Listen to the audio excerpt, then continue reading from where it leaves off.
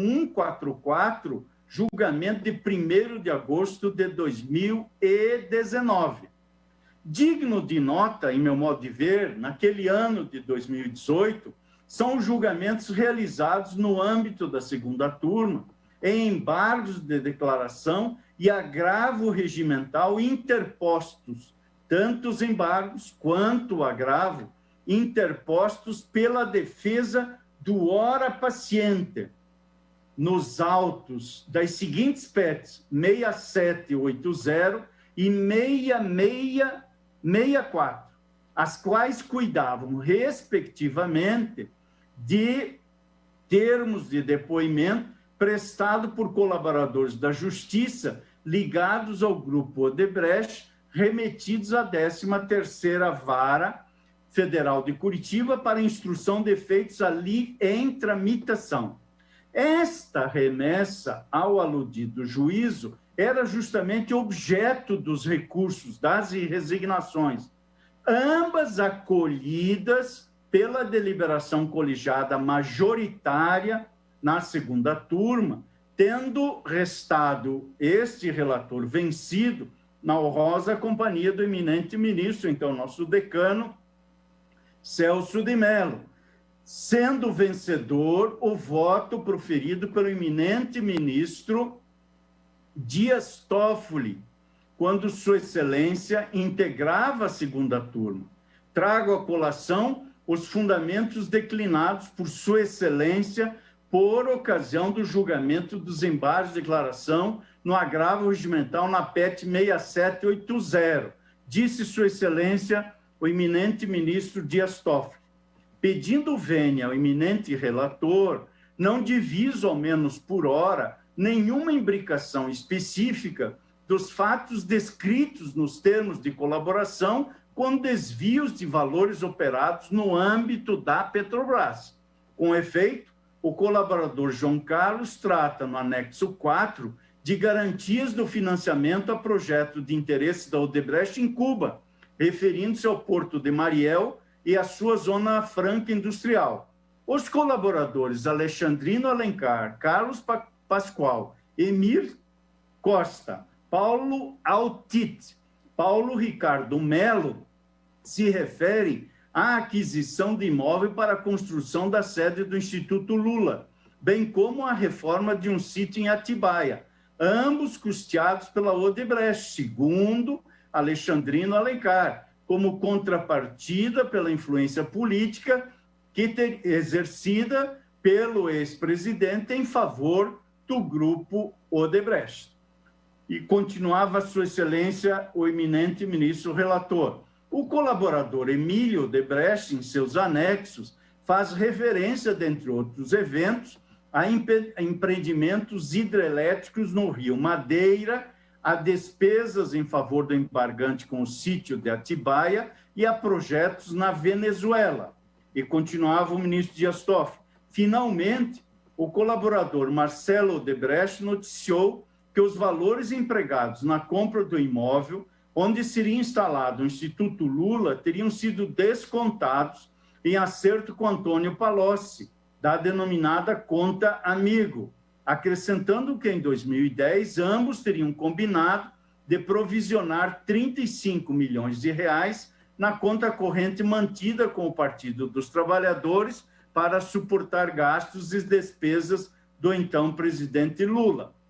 Prossegue o ministro Dias Toffoli naquele voto, e que aqui estou citando literalmente. Nesse contexto, ainda que o Ministério Público possa ter suspeitas fundadas em seu conhecimento direto da existência de outros processos ou investigações de que os supostos pagamentos noticiados nos termos de colaboração teriam origem em fraudes ocorridas no âmbito da Petrobras, não há nenhuma demonstração desse liame nos presentes autos. Dito de outro modo, acrescentou Sua Excelência, o ministro Dias Toffoli, ao menos em face dos elementos de prova amealhados neste feito, a gênese dos pagamentos noticiados não se mostra unívoca. Logo, a meu sentir, os termos de colaboração em questão devem ser remetidos à Seção Judiciária do Estado de São Paulo, em cuja jurisdição, em tese, teria ocorrido a maior parte dos fatos narrados pelos colaboradores. Por fim, disse Sua Excelência, como a investigação se encontra em fase embrionária, diante da impossibilidade, em sede de cognição sumária, de se verticalizar a análise de todos os aspectos concernentes à declinação de competência, o encaminhamento dos termos de colaboração e respectivos anexos não firmará, em definitivo, a competência do juízo indicado. São trechos que menciono do voto proferido em sede do 4º agravo regimental em embargos de declaração na já mencionada PET 6780. Prossigo dizendo que também de 2018 rememoro o julgamento dos agravos regimentais interpostos nos autos da PET 6820, finalizado em 6 de fevereiro de 2018, que inicialmente foram remetidos à 13ª Vara Federal e, posteriormente, redirecionados à Justiça Eleitoral do Estado de São Paulo. Embora não tratasse o feito de procedimento investigativo, e sim de direcionamento de termos de depoimento ao juízo aparentemente competente, acolhendo a segunda turma, em deliberação na qual o recém-novamente vencido assentou que os fatos narrados pelo agente colaborador ofenderiam bens jurídicos tutelados pela legislação penal eleitoral, definindo a competência da justiça especializada naquele feito que, no voto, reproduzo detalhadamente, tendo restado redator para o acordo o eminente ministro Ricardo Lewandowski, como mencionei, julgamento de embargos, declaração em sede de agravo regimental na PET 6820, julgamento de 6 de fevereiro de 2018. E sobre o tema, assento que o plenário deste Supremo Tribunal Federal, por ocasião do julgamento do 4º agravo regimental, no inquérito 4435, da relatoria do nosso eminente decano, ministro Marco Aurélio, este plenário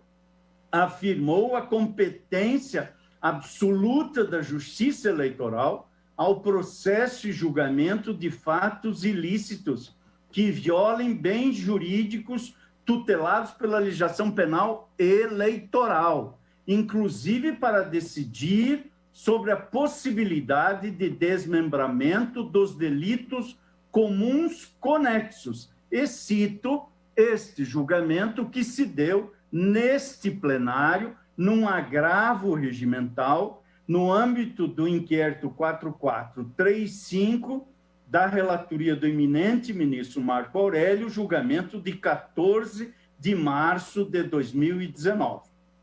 Mesmo vencido nas aludidas deliberações colegiadas, em observância ao princípio da colegialidade, apliquei o entendimento majoritário em diversas decisões monocráticas de 2018 e 2019. Cito à guisa de exemplo: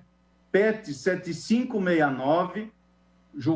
decisão publicada em 10 de agosto de 2018, inquérito 4462, 9 de novembro de 2018, inquérito 4462, 6 de fevereiro de 2019, inquérito 4629, 30 de abril de 2019, inquérito 4742, 16 de abril de 2019, PET 8204, 5 de setembro de 2019, PET 8341, 2 de outubro de 2019, e ainda, para finalizar a exemplificação, PET 7781, julgamento publicado em 27 de novembro de 2019.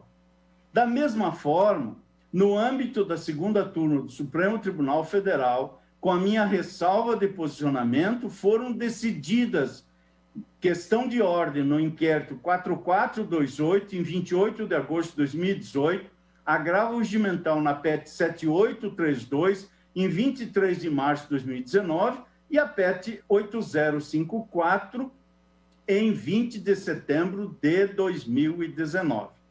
Nesse histórico de delimitação e controvérsias que foram, aos poucos, firmando a competência da 13ª Vara Federal da Subseção Judiciária de Curitiba, trago ao plenário, à guisa de também menção, o resultado do julgamento da PET 8090 em sede de agravo regimental, no âmbito da segunda turma, que foi levado a efeito em 8 de setembro do ano pretérito, 2020, no qual restei, mais uma vez, vencido, em que o cerne da controvérsia cingisse a definir o juízo destinatário das investigações declinadas no âmbito do inquérito 4215.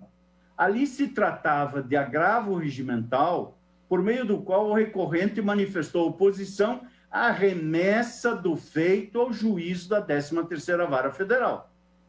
Na fundamentação do meu voto, assentei o contexto da investigação, particularmente no que concerne aos supostos atos criminosos estruturados em uma das subsidiárias Transpetro, uma das subsidiárias integrais da aludida Sociedade de Economia Mista. Na oportunidade, consignei a pertinência do argumento deduzido pela Procuradoria-Geral da República de que os fatos investigados eram, nos termos da PGR, a toda evidência, associados diretamente ao esquema criminoso de corrupção e de lavagem de dinheiro investigado no contexto da Operação Lava Jato e que lesou frontalmente os cofres da Petrobras. Tal situação afasta, de per se, a aplicação ao presente caso da regra do artigo 70 do Código Penal, sustentava a PGR. Registrei ainda no fundamento de meu voto que parte do material resultante de colaboração premiada também for enviado ao respectivo juízo. Nada obstante, a segunda turma reconheceu a competência ao processo e julgamento respectivo em favor da seção judiciária do Distrito Federal, nos termos da compreensão vertida no voto do eminente ministro Gilmar Mendes, redator para o acordo, em razão do empate verificado na votação e, no voto, reproduzo a ementa do voto de Sua Excelência, aonde, entre outros aspectos, assentou-se que o estabelecimento de um juízo universal para apuração de desvios envolvendo vantagens indevidas pessoais ou a partidos políticos viola a garantia do juiz natural. E, no caso em análise, disse Sua Excelência, as investigações deflagradas contra os ora recorrentes estão relacionados a supostos crimes cometidos no âmbito da Transpetro. Os recorrentes exerciam mandatos parlamentares e os alegados ilícitos ocorreram em Brasília. Provimento dos agravos regimentais para reconhecer a competência da Justiça Federal no Distrito Federal com a determinação da imediata remessa dos autos para a supervisão do inquérito e eventual manifestação sobre a nulidade ou convalidação dos atos processuais em caso de eventual recebimento da denúncia pelo juiz incompetente, assentou o voto de Sua Excelência.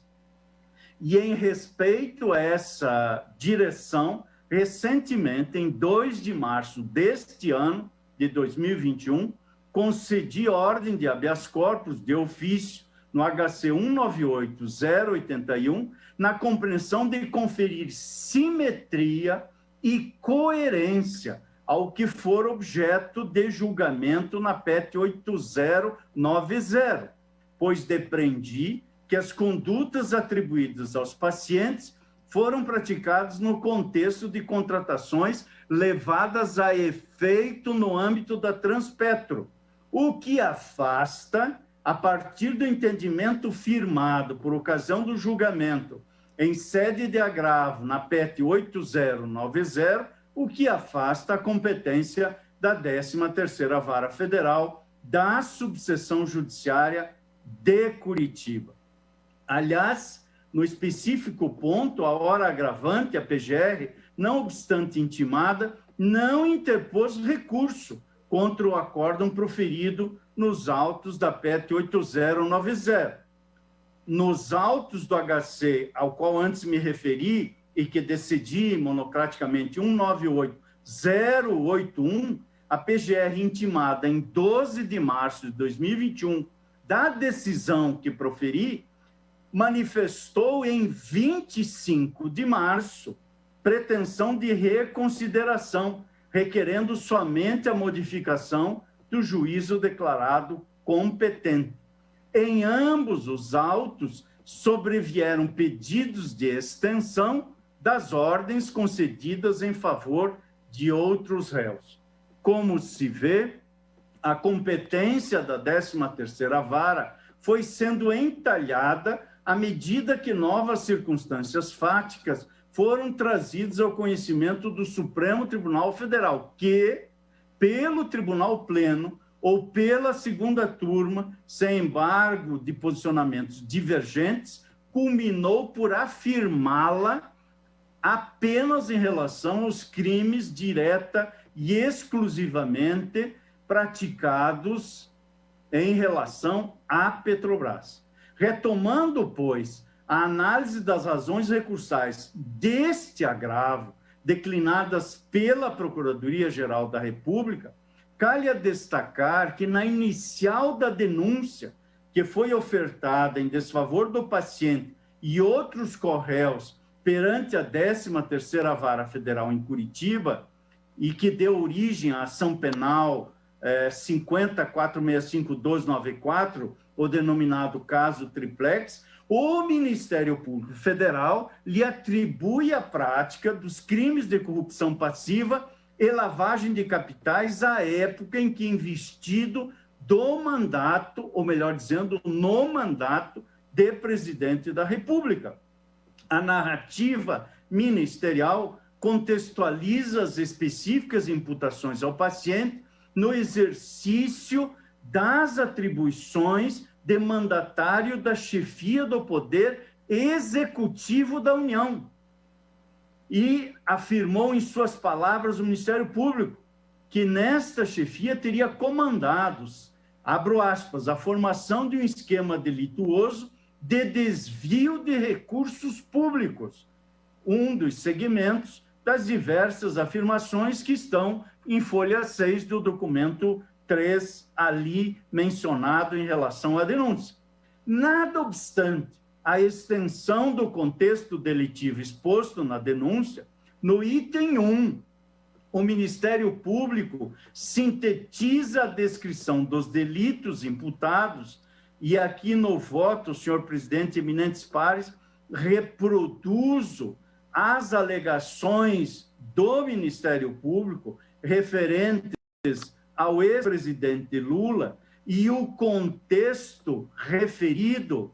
na própria denúncia nos seus mais diversos aspectos, que aqui reproduzo, me excuso da leitura, eis que consta dos autos e também do voto que distribuí previamente a vossas excelências. Mais adiante, na própria denúncia, o Ministério Público considera igualmente a extensão do relatado e delimita objeto da pretensão punitiva estatal em detrimento à hora paciente, mencionando Petrobras, Repar e Refinaria Abreu e Lima.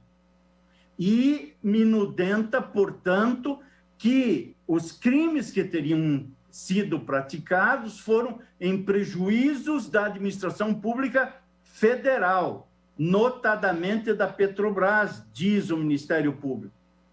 Do que se infere dessa narrativa acusatória, a imputada celebração fraudulenta de contratos entre a Petrobras e o grupo OAS, especialmente no tocante à Repar e à Renest, contou com a participação do ora paciente no exercício das funções de presidente da República, assevera a narrativa do Ministério Público, o qual, em contrapartida, teria sido beneficiado com bens e valores descritos submetidos a processo de ocultação ou distanciamento de suas origens ilícitas. Tal participação se consubstanciaria na viabilização da nomeação e manutenção de diretores da Petrobras S.A., que se ajustaram aos propósitos ilícitos do imputado grupo criminoso organizado e que teriam atuado diretamente nos procedimentos fraudulentos de contratação por parte da aludida Sociedade de Economia Mista em ajustes espúrios com o denominado cartel de empreiteiras. Portanto, a conduta atribuída ao paciente, qual seja viabilizar nomeação e manutenção de agentes que aderiram aos propósitos ilícitos do grupo criminoso em cargos estratégicos na estrutura do governo federal, não era restrita à Petrobras, mas a imputação compreende extensa gama de órgãos públicos em que era possível o alcance dos objetivos políticos e financeiros espúrios, conforme a narrativa do Ministério Público. Leio, por exemplo, o que está no item 30 da narrativa do Ministério Público, que diz: os esquemas revelados no Mensalão e na Operação Lava Jato envolveram, dentre outros, crimes de corrupção praticados no alto escalão da administração pública federal. Observou-se nesses dois casos a criação de uma estrutura que direcionava benefícios ao que estavam no poder e aos seus partidos. E afirma: não se trata apenas de corrupção identificada no Mensalão e na Petrobras. Isso é afirmação do Ministério Público. Não se trata apenas de corrupção identificada no Mensalão e na Petrobras, pois, como se indicará brevemente a seguir, ao longo de todos os anos em que Lula, diz o Ministério Público, ocupou o mais alto cargo do Poder Executivo Federal, diversos outros casos de corrupção semelhantes foram verificados. E aí prossegue o Ministério Público, afirmando que, embora, estou reproduzindo de novo literalmente, embora não se possa dizer que todos os indicados, em todos os casos, arrecadaram propina, é possível, a partir das provas, afirmar que existia, sim, um sistema com esse objetivo, que abarcava, diz o Ministério Público, seguramente diversos cargos públicos, como na Petrobras, na Eletronuclear, no Ministério do Planejamento e Caixa Econômica Federal, que, de fato, conclui o Ministério Público nesse destaque que fiz de folhas 19 e 20, que, de fato, foram utilizados para arrecadação de propina para agentes e partidos políticos, conclua a citação literal do Ministério Público. Portanto, e digo agora em continuação ao voto, o Ministério Público Federal, à época em que afurou a denúncia em desfavor do paciente, embora tenha invocado a prevenção da 13ª Vara de Curitiba, tinha ciência da extensão alcançada pelas condutas que lhe foram imputadas, as quais abarcaram não só a Petrobras, mas outros órgãos públicos, sociedades de economia mista e empresas públicas no âmbito das quais, com semelhante modus operandi, foram celebradas contratações revestidas de ilicitudes em benefício espúrio de agentes públicos, agremiações partidárias e empreiteiras. À época, optou-se pela concentração dos feitos relacionados ao imputado e aludido grupo criminoso no âmbito da competência da 13ª Vara Federal da Subseção Judiciária de Curitiba, dentre os quais a ação penal subjacente ao habeas corpus, ora em análise em sede de agravo da Procuradoria. Nada obstante, como disse e repiso, este plenário, ao apreciar a questão de ordem no inquérito 4130, nada obstante os dissensos e controvérsias, assentou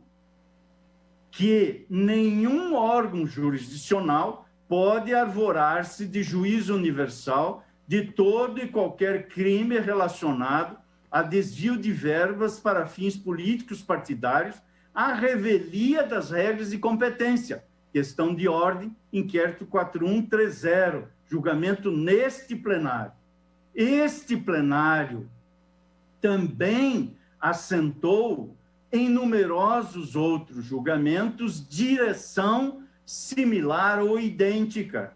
E os fatos envolvendo a atuação de agentes políticos praticados em decorrência de suas funções exercidas na capital e, quando ausente liame direto com ilícitos praticados em detrimento da Petrobras, definiu-se que devem ser processados pela seção judiciária do Distrito Federal. Como já mencionei, diversos julgamentos, quer pelo plenário, quer pela turma, e do que é exemplo, ou são exemplo, os inquéritos 4327 e 4483, nos quais lancei meu ponto de vista vencido.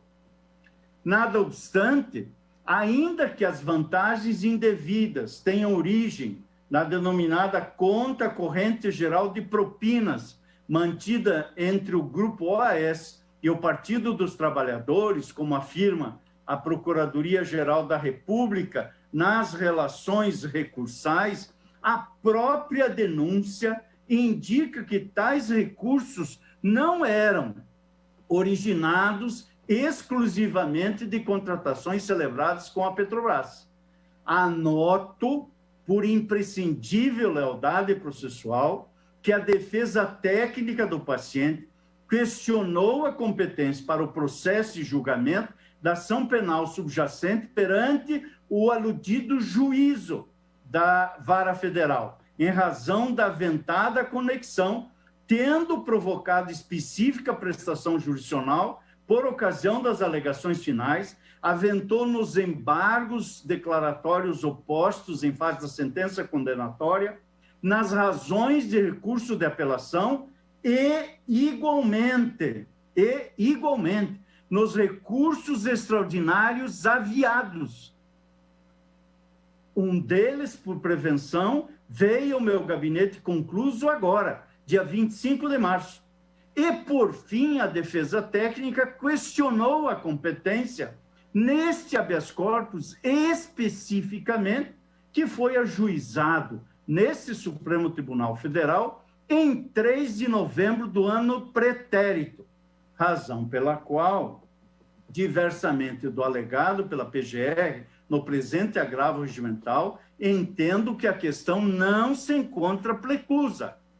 Ainda que as exceções de incompetência tenham sido julgadas pelas instâncias ordinárias, tal circunstância não é impeditiva à devolução da matéria aos tribunais superiores pela via do habeas corpus, desde que observados os limites cognitivos da ação constitucional, como ocorre no caso em apreço. Na hipótese, restou demonstrado que as condutas atribuídas ao paciente não foram diretamente direcionadas a contratos específicos celebrados entre o Grupo OAS e a Petrobras. Constatação que, em cotejo com os já estudados precedentes do plenário e da segunda turma, impõe a mesma ratio decidente em relação ao paciente e propicia a conclusão lógica e razoável pela não configuração da conexão que autorizaria, no caso concreto, a fixação diversa da competência jurisdicional. E, com efeito, o ponto de interseção entre os fatos narrados na denúncia e a causa atrativa da competência da 13ª Vara Federal é o pertencimento do Grupo OAS ao cartel de empreiteiras que atuava de forma ilícita em contratações celebradas com a Petrobras, dentre outros órgãos públicos, sociedades de economia mista e empresas públicas. A denúncia não atribui específica e expressamente ao paciente uma relação de causa e efeito entre sua atuação como presidente da República e determinada contratação pelo Grupo OAS com a Petrobras, em decorrência da qual se tem acertado o pagamento da vantagem indevida. Na estrutura delituosa delimitada pelo Ministério Público ao paciente, são atribuídas condutas condizentes com a figura central do imputado grupo como grupo criminoso organizado, com ampla atuação nos diversos órgãos pelos quais se espalharam as práticas ilícitas, sendo a Petrobras um deles, conforme já demonstrei na denúncia que antes fiz referência e que se encontra mais elasticidamente reproduzida nesse voto. Por isso, para decidir situações semelhantes, de modo semelhante, independentemente da capa ou do nome dos autos, é forçoso reconhecer, pelo menos na minha percepção, que o caso não se amolda ao que se tem decidido majoritariamente no âmbito do plenário e da segunda turma e ao que veio sendo decidido já a partir de 2015, a despeito de diversos votos divergentes que proferi e restei, supervenientemente, adotando monocraticamente, em homenagem à colegialidade, a competência que, entendo, se consolidou como competência restrita da 13ª Vara Federal, exclusivamente delimitada aos ilícitos praticados em detrimento da Petrobras. Por exemplo, nesta direção, destaco a conclusão exarada pela segunda turma, por ocasião do julgamento de agravos regimentais interpostos nos autos da PET 6664, destinado ao tratamento de termos de depoimento prestados em acordos de colaboração premiada firmados por colaboradores ligados ao Grupo Odebrecht, inicialmente remetidos à 13ª Vara Federal de Curitiba, mas depois, por deliberação majoritária, destinados, ou melhor dizendo, redirecionados à Vara Federal no âmbito do Distrito Federal. Portanto, nesta ordem de ideias, senhor presidente e senhores ministros, assento que compreendo que a definição que se deu durante alguns anos culminou por chancelar esta compreensão aplicada em diversos feitos e, portanto, ratio decidendi idêntica ou semelhante, em meu modo de ver, deve merecer, independentemente de quem se trate, o mesmo desfecho. E nesta relação, ou nesta pertinência, volto a citar o que se assentou no agravo em agravo regimental da PET 6664, da qual era este relator o relator originário e restou o redator para o acordo, o eminente ministro Dias Toffoli, perante a segunda turma. E lá, Sua Excelência, o eminente ministro relator para o acordo, assentou e me permito reproduzir um trecho nesta direção.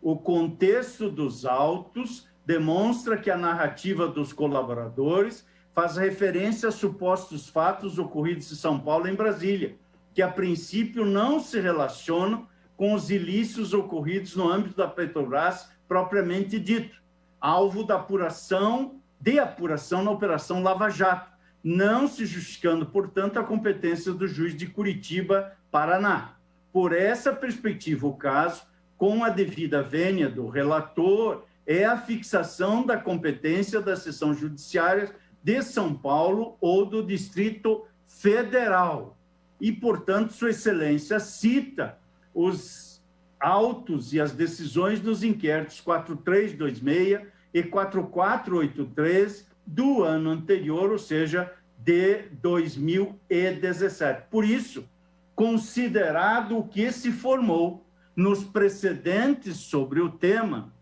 as razões agora expostas pela Procuradoria-Geral da República não autorizam, por si só, a reforma da decisão agravada, a qual, a despeito dos entendimentos divergentes externado ao longo de alguns anos, prestigia a colegialidade e materializa o dever imposto a todos, mesmo aos vencidos,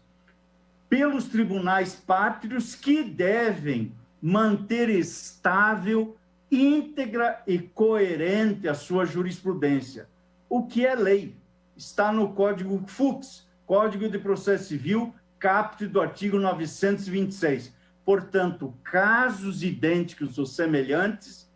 impõem decisões idênticas ou similares. E, por isso, assentei na decisão agravada que as regras de competência, ao concretizarem o princípio do juiz natural, servem, dentre outros nobres objetivos,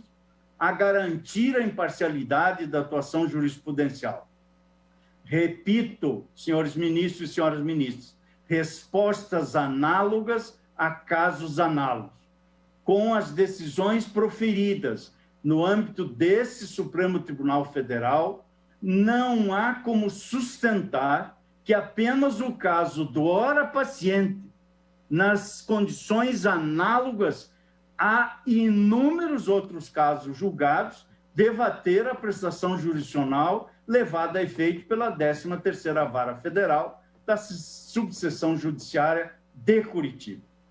A agravante PGR, senhor presidente, e vou me encaminhando para o final do voto, sustenta ainda a necessidade de reconhecimento da eficácia meramente prospectiva da decisão agravada, considerando-se válidos os atos até então praticados, em razão da natureza relativa da incompetência reconhecida, em razão da inexistência de demonstração do prejuízo causado à defesa do paciente e ainda, sustenta a PGR, em razão da aplicação da teoria do juízo aparente, aduzindo tratar a hipótese do que denomina de erro excusável do juiz sobre sua competência. Todavia, senhoras ministras e senhores ministros, como destaquei antes, alhures, a época do ajuizamento da denúncia, a denúncia é de 14 de setembro de 2016, já era de conhecimento do Ministério Público Federal, bem como do juízo da 13ª Vara Federal da Subseção Judiciária de Curitiba, que os fatos denunciados não diziam respeito a delitos praticados direto e exclusivamente em detrimento da Petrobras, sendo certo que o primeiro precedente a reduzir a competência daquele juízo foi o proferido em 2015, motivo pelo qual a teoria do juízo aparente não se aplica ao caso. E esta matéria, em relação ao ora paciente, veio a ser deduzida, ao menos de maneira inédita e específica, nesse Supremo Tribunal Federal, nesse habeas corpus, protocolado em novembro do ano pretérito e por mim apreciado no dia 8 de março último. E digo, no ponto específico da irresignação da PGR quanto a essas circunstâncias, que a superveniência de circunstâncias fáticas aptas a alterar a competência da autoridade judicial é que autoriza a preservação dos atos praticados por juízo aparentemente incompetente em razão do quadro fático subjacente no momento em que é requerida a prestação jurisdicional. Circunstâncias, até então desconhecidas, o que, como visto, não ocorre na hipótese, e por todos me permito citar alguns precedentes que faço constar do voto da lavra do, aqui sempre lembrado, nosso eminente ministro Celso de Mello, RHC 153869, e também no habeas corpus 120.027, do qual resultei redator para o acórdão perante a primeira turma, quando a primeira turma integrava, julgamento levado a efeito em 24 de novembro de 2015. E lá se assentou, segundo a teoria do juízo aparente, não há nulidade na medida investigativa deferida por magistrado que, posteriormente, vem declinar da competência por motivo superveniente e desconhecido à época da autorização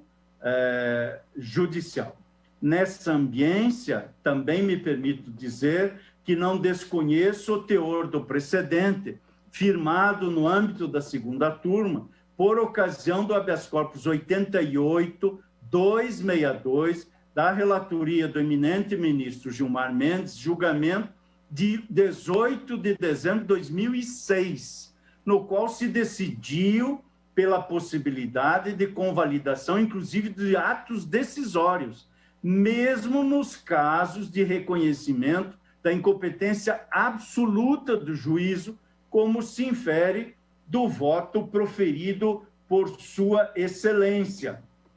Disse o eminente ministro naquele voto: observa-se que, embora inicialmente o Supremo Tribunal Federal tenha entendido que a incompetência do juízo anularia somente os atos decisórios, a partir do HC 83006, essa posição foi, de certo modo, superada, no sentido de que, em determinadas situações, é possível a ratificação pelo juízo competente com relação a atos decisórios, ainda que emanados de autoridades incompetentes. Eu estou citando um excerto de folhas 13 do voto de Sua Excelência. Mas esse entendimento, no entanto, não foi reproduzido em julgamentos posteriores, nos quais, como corolário do reconhecimento da alegação de incompetência, foram declarados nulos os atos decisórios. Cito à guisa de exemplo o habeas corpus 121189,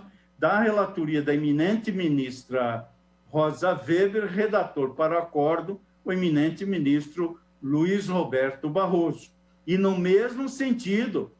foi a decisão tomada posteriormente a esse julgamento que mencionei antes da relatoria do eminente ministro Gilmar Mendes, por ocasião do julgamento 107.242, já em 17 de maio de 2011, no qual também relator o eminente ministro Gilmar Mendes concedeu a ordem a fim de anular todos os atos praticados desde o recebimento da denúncia, inclusive. Por fim, senhor presidente, nada obstante a Procuradoria-Geral da República pugne pela aplicação ao caso da norma extraída do parágrafo 4º do artigo 64 do Código de Processo Civil, como sabemos, esta norma prevê que, salvo decisão judicial em contrário, conservar-se-ão os efeitos de decisão proferida pelo juiz incompetente até que outra seja proferida, se for o caso, pelo juiz competente. Portanto, nada obstante a PGR pugne pela aplicação ao caso dessa norma, entendo que o direito processual penal vem dotado de regra própria, que estabelece a sanção de nulidade aos atos decisórios praticados por juiz incompetente, nos termos do artigo 567 do Código de Processo Penal, que está em plena vigência no ordenamento jurídico pátrio. Nesse sentido, não seria aplicável ao caso o precedente firmado por ocasião do julgamento do agravo em sede de recurso extraordinário 850.933, da relatoria do eminente ministro Dias Toffoli, no qual se cuidou de insurgência interposta no contexto de ação de improbidade administrativa, cujo procedimento também é regulado por lei especial, no caso, Lei 8429 de 92. Portanto, senhor presidente, a observância da jurisprudência, caso se queira realmente estável e íntegra e coerente, obsta o provimento da pretensão recursal da PGR. E, portanto, nesta dimensão, há uma suscitação no mesmo agravo da PGR quanto à extensão da declaração de incompetência do juízo da 13ª Vara de Curitiba às demais ações penais deflagradas em favor do paciente, decisão que tomei naquela deliberação ora agravada. Sustenta a Procuradoria a impossibilidade de extensão da ordem concedida às demais ações penais deflagradas em desfavor do paciente perante o juiz da 13ª Vara Federal de Curitiba. Ação penal no caso denominado Sítio Atibaia, ação penal no caso denominado Instituto Lula e ação penal no caso denominado Doações ao Instituto Lula. Nada obstante os argumentos ministeriais, em todos os casos, as denúncias foram estruturadas da mesma forma daquela forma, portanto, do mesmo modo, daquela que foi ofertada nos autos da primeira ação penal, da ação penal subjacente ao habeas corpus, que está aqui em sede de agravo, ou seja, ação penal 50.465.12.94. Ou seja, atribuindo ao paciente o papel de figura central do grupo imputado como criminoso, com ampla atuação nos diversos órgãos pelos quais se espalharam a prática de ilicitudes, sendo a Petrobras S.A. apenas um deles. E, com efeito, à luz da narrativa exposta pelo Ministério Público nos autos da ação penal 50.63.130.17, na mesma espacialidade, o paciente teria recebido do grupo Odebrecht vantagens indevidas consistentes, abro aspas e cito literalmente o que consta da denúncia, em um imóvel para instalação do Instituto Lula, à época avaliado em R$ 12.422.000, bem como, diz o Ministério Público, nesta denúncia oferecida, no apartamento número tal do residencial aqui mencionado, bloco tal, localizado na avenida aqui mencionada, em São Bernardo do Campo, avaliado em R$ 504.000. A leitura dessa denúncia oferecida naqueles autos também revela que se imputa ao paciente atuação circunscrita à nomeação e manutenção de agentes públicos aderentes aos suscitados propósitos ilícitos do grupo organizado e que não se dava apenas no âmbito da Petrobras, mas em outros órgãos da administração pública federal. É o que menciona especificamente a denúncia, que faz referência, nos termos da denúncia oferecida pelo Ministério Público, a um cenário de macrocorrupção para além da Petrobras, a distribuição dos altos cargos na administração pública federal, incluindo as diretorias da Petrobras. É o que consta expressamente do documento que está acostado à reclamação 33543, documento 5, e que aqui cito mais alongadamente e me excuso da leitura. Remarque-se, então, senhor presidente, aqui também o Ministério Público Federal atribui ao paciente a responsabilidade pela formação do que denomina a Caixa Geral de Propinas, abastecido com recursos oriundos de contratações celebradas no âmbito não só da Petrobras, como de outros diversos públicos. E é nessa direção que ao paciente o Ministério Público imputa a conduta de lotear a administração pública federal direta e indireta com propósito criminoso, incluindo, são palavras do Ministério Público, dezenas de ministérios e secretarias, além de mais de 100 autarquias, empresas públicas e sociedades de economia mista. É nessa linha que menciono, portanto, esses elementos no voto e verifico que não há apontamento de qualquer ato praticado pelo paciente no contexto específico de contratações pelo Grupo Odebrecht com a Petrobras, o que, para manter jurisprudência estável, coerente e íntegra, aplicada já a numerosos outros casos, afasta por igual a competência da 13ª Vara Federal. Igual situação constata-se na denúncia oferecida nos autos da ação penal 50.213.6532, nas mesmas formatações narrativas que aqui menciono,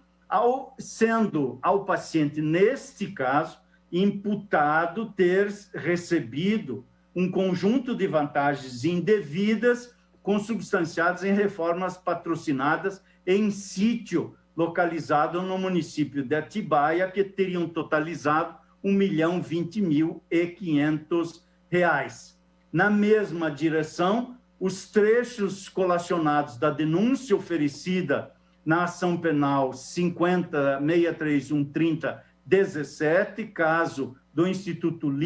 Lula, que, aliás, são reproduzidos na denúncia que deu origem à ação penal no caso do sítio Atibaia, a revelar que o modus operandi que o Ministério Público atribui ao paciente é, a rigor, o mesmo em todos os fatos denunciados.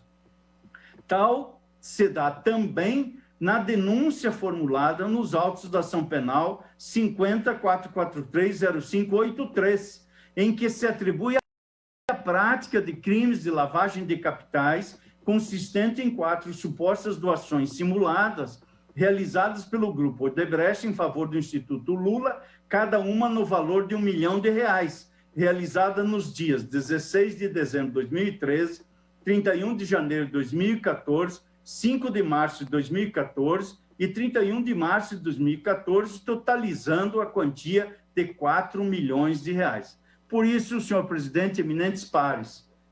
casos análogos, decisões análogas, constatada a identidade de situações jurídicas, nos termos do parágrafo 2º do artigo 654 do Código de Processo Penal, entendo tornar-se imperiosa a extensão dos fundamentos declinados nesse voto às demais ações penais que mencionei e que tramitam em desfavor do paciente perante a 13ª Vara Federal da Subseção Judiciária de Curitiba e, portanto, senhor presidente, eminentes pares, é como voto negando provimento ao agravo regimental